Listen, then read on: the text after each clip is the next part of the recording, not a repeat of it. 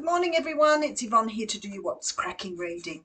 Firstly, thank you for all your support and your beautiful comments. I am really good today. It's taken a little while, but I've got there.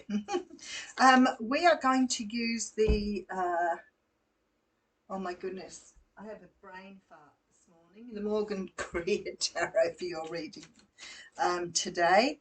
But before I go any further, just a few things. So I'm not going to be here at this stage tomorrow or Friday. I will be back next Monday at this stage. If you want personal readings, I'll be back to do them next week. However, I would recommend that you contact me this week so I can get you booked in. If you would like a personal reading with me, please email me at theaussiegoddess@gmail.com. Just the Aussie Goddess, all one word, no numbers, no wrong letters, all correct spelling. And just let me know what you're requiring and I'll get you booked in for next week. At this stage, I look like I'm sort of back on board next week, but I do start back at uni, so my time is more limited. For those who've taken up a membership with me, I haven't received all of your email addresses. If you wouldn't mind sending them through, a few people have taken me up on the coaching, so I'll go ahead and do those over the next week or so. You can use the coaching for whatever you want. It will be a half an hour session. If you've got a problem you want to work through, make sure you've got it in your head before you come, because I don't want to sort of open up all sorts of doors and it's only a half an hour session. What else is there? What else? What's that? I think that's it. I'll be doing the Taurus reading today for those of you who have been waiting on Taurus. And let's get into it. Okay, so we're starting off here with the Page of Swords. The Page of Swords is a card that talks about communication, even more so with the sword. All the pages are messengers. But the Page of Swords always talks about communication. This particular page has the sword in his hand. So sometimes it means that somebody is trying to communicate with you or wants to have some sort of conversation with you. Going deeper than that, this card sometimes for me really sort of gets into exploratory stuff, like doing research on something. So if you were looking for something, and because of that, he sort of earned the name a little bit as sort of a stalker or somebody watching over you. So it just sort of depends on what cards you get around it. We do have the Five of Wands here, so maybe you're watching or looking on someone else. Sometimes I sort of feel like here, sometimes when we meet someone or we're not sure about someone, we might do a little bit of investigation to try and find out who they are or whether what they're saying is real. I guess we have access to that nowadays in terms of the internet. But to me, it makes me feel like you're confused or you're not sure about someone. Yeah, the Nine of Swords is here as well. And it looks like you're trying to look, for some of you here, you could be considering here whether to do internet dating, trying to find somebody through another, you may be keen to meet new people. You may be doing that through the internet. I do feel though here, yeah, okay. All right.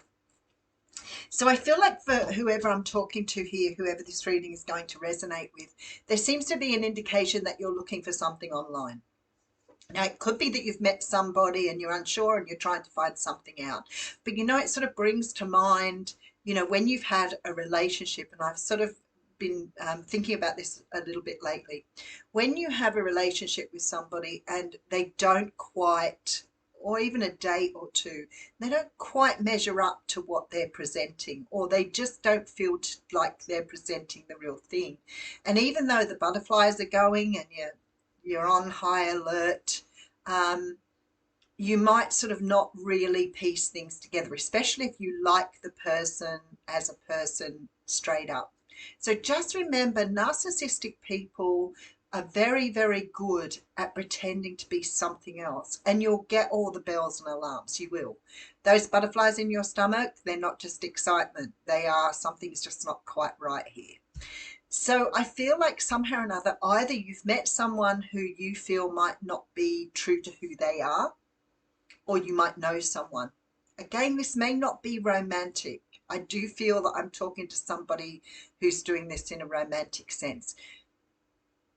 I feel that if you're starting to feel that something's not quite right, it's always good to suss it out. I say to people, get online, ask what sort of things that you could be asking people if you're unsure, to see whether they're being true to who they are. Remember, a narcissist is very, very clever at presenting to you the person that you want to see. And very often they pretend to be you. You actually fall for yourself, because what they do is they mimic you. They watch for what you like and you don't like. They may even do their research on you before they meet you too. So they will be very clear about what things you like, what sort of person you are, and they can present the fairy tale very well. I feel like you're either dealing with somebody like this. Let's say these people are also in the workplace. So you may be dealing with somebody who does give you those sort of energies, and you may be doubting your own intuition. I'd say if you're doubting it, you're better off to sort of look into it and find out. Because to me, it makes me feel like somehow or another you're dealing with somebody who's presenting something they're not. All right, let's have a look. All right, so I have the Four of Swords coming through. Ooh, with the Magician. And we have the Ten of Pentacles with the Chariot. You know, it's really funny. I just think of the used car salesman when I put the Chariot down. So be careful if you're buying a car. Um, these people are very, very good at sort of knowing what you want from things or what you want from them. So they can be very clever at manipulating situations to look good for them.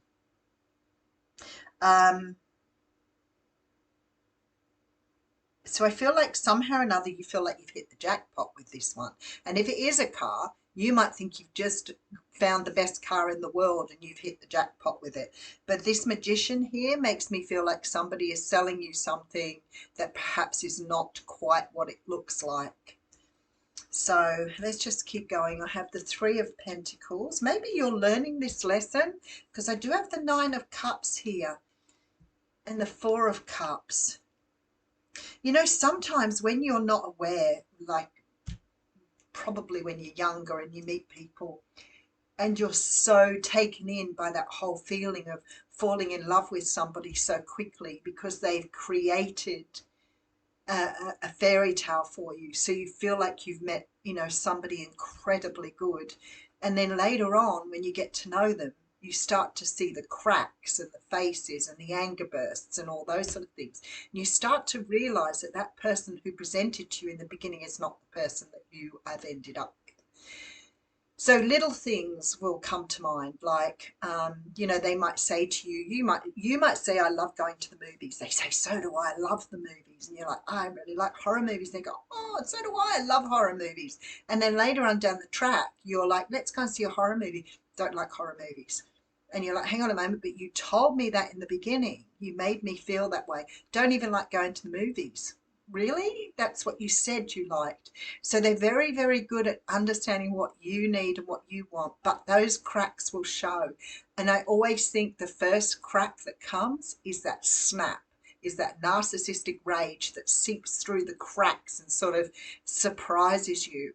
I remember one person being very, on a first date, being very, very rude to the wait staff, and that is a big red flag. So if you go on a first date, go to a restaurant and see how they treat the help, because if you're dealing with a narcissist, they treat them like they're there for their benefit. So really good. So you can find all those tips and things by Googling. There is lots of information out there, so it's good to know. But I do feel here, Two of Wands, that there is somebody around you. Yeah, the Towers here. Maybe you have started to already understand, because you do have the Death card. There's quite a few major arcanas here. I feel like perhaps you've either gained a little bit of understanding or you've gained a little bit of insight from something that's happened. But I feel like you're being presented with something now that's a little bit more challenging. So sometimes when we meet someone, we're so taken in by the way they look or the way they present to us that we sort of ignore those red flags. Be the observer, be really open.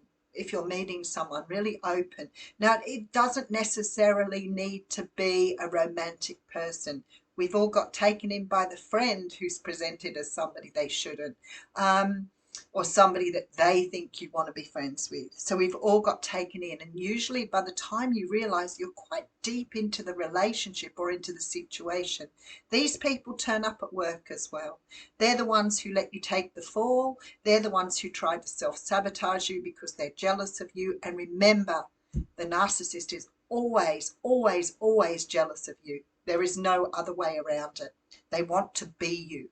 So in order to snap you up, they pretend to be you. So in effect, you fall in love with yourself. So think about that, because that was the most eye-opening thing I've ever heard. I never thought that anybody would want to be me. So why would anybody want to have me? But you see, once they've got you sucked in, once they've got you under their spell, once you fall in love with them, you're ready to sort of belly up and do everything and anything. Then they've got you, and that's when they start to change, because when you're under their control, you no longer hold the appeal anymore. And for some people that can be really quick, and for others it takes time, but they're everywhere. I just read a really good book called Surrounded by Psychopaths. Excellent read if you have this issue where you feel that psychopaths, sociopaths, narcissistic people tend to seek you out. Really good book to read. I feel like here, though, with the Nine of Cups and the Tower, that you are rebuilding from something already. So you may have already been in a relationship with somebody who proved to be that way, and now you're starting to see it in the people that you need to see it in. Once you learn, you become so observant about this. And I feel like somehow or another, you're starting to understand that perhaps not everybody has your good. Not everybody wants your good because you're good. Not everybody wants that. Some people want your good because they want to abuse that. They're really, really damaged people. All right, let's have a look and see what's going on. So I feel like somehow or another you're coming into communication with somebody that makes you feel a little bit screwed up and a little bit unsure. I feel like with this Wheel of Fortune, especially with the Hermit sort of looking at the Wheel of Fortune, you may be doing some discovery here. I feel like you may be sort of dealing with someone who's quite narcissistic. Again, I may not be talking about a romantic interest. Could be somebody you work with. If you can find lots of stuff on the internet to show you how to deal with people, I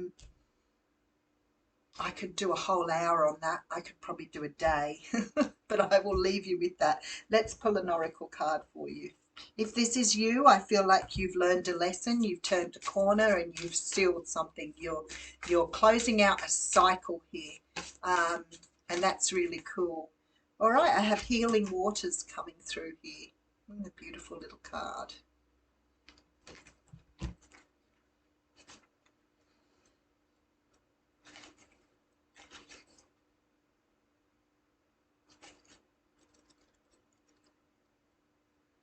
It's sort of, they do speak for themselves, these cards, but I do like to look because I feel like sometimes if I don't read through it, I'm going to miss something really important for you. So water has always been associated with healing. You can, for cleansing, bathing, swimming, going for swims in water, especially if you're a water sign, it's really cathartic. It really is. But having a bath, just a normal bath, is really good. But you can do that with having a shower. So if you're cleansing yourself or dealing with toxic energy and you want to have a daily cleanse, you can do that in the shower too. You just have to sort of get into a little bit of a mindfulness state where you are imagining that any negativity from the day is washing off you. It's really cool. But it's whatever this is, I feel like you're being you're being led to cleanse yourself of old energy. So it could be that you have repeated a pattern. It could be that you have old energy still hanging around you that you're trying to work through. And I feel like the universe is saying to you here, remember that the powerful cleansing or healing of water. All right, I'll leave you with that. Thank you.